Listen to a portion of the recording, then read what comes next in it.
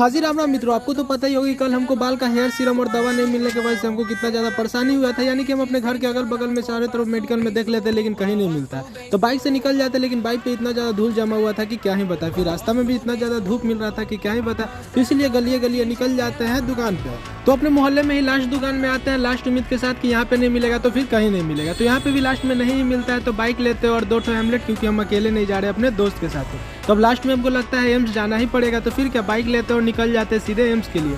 और यहाँ से एम्स कम से कम मेरे घर से तो 10-11 किलोमीटर दूर है, लेकिन फिर भी यहाँ पे आ जाते हैं। लेकिन यहाँ पे तो मिलना निश्चिंत ही है। और यहाँ पे एक चीज़ और अच्छा की बात है कि यहाँ पे तो 20% हर दवा पे डिस्काउंट भी मिलता है। दुकान एम्स के 4 नंबर गेट के जस्ट सामने ही है। तो आप लोग को भी किसी तरह का दवा लेना होगा तो यहाँ से ले लीजिएगा, क्योंकि यहाँ से 20% डिस्काउंट मिलता है। फिर अपना शैम्पू और टैबलेट लेने के बाद बाइक स्टार्ट करता है और हेलमेट लगाकर निकल जाते हैं घर के लिए, हम दोनों दोस्त साथ में। तो फिर गर्मी भी इतना ज़्यादा लग रहा था, गन्ना का जूस पीना तो बनता ही है। तो रास्ता में मिल जाता है तो हम दोनों दोस्त अपने लिए एक गिलास निकलवाते हैं और निकल जाते हैं घर के लिए। फिर अपने दोस्त को घर पे छोड़ते हैं और फिर हम जाते हैं। तो हमको कितना ज़्यादा परेशानी होता है, क्योंकि एक हाथ में 2-2 हेमलेट रहता है और एक हाथ में दवा भी रहता है और बाइक भी चलाना पड़ता है। तो फिर किसी तरह से पहुंच जाते हैं घर पे। फिर घर पे आने के बाद शाम में डायरेक्ट ऑर्डर करते हैं, क्योंकि खाना भी हो गया था खत्म।